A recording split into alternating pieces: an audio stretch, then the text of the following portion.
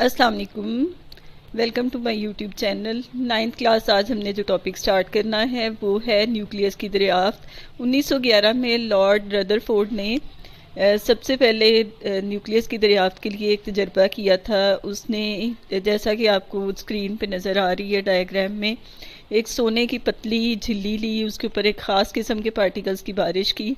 इस तजर्बे से उससे साबित किया कि एटम के दो हिस्से हैं। दरमियान वाला न्यूक्लियस जो कि प्रोटॉन और न्यूट्रॉन पर मुश्तमिल था, और जो इर्द गिर्द एक्स्ट्रा पोर्शन था उसको उसने एक्स्ट्रा न्यूक्लियर पोर्शन का नाम दिया। तो उसने इससे ये भी नतीजा अखज़ किया कि प्रोटॉन और न्यूट्रॉन जो कि न्यूक्लियस में पाए जाते हैं उनके दरमियान में एक मजबूत कशिश क़ुव्वत है, और यहीं पर एटम का सारा मैस मौजूद है।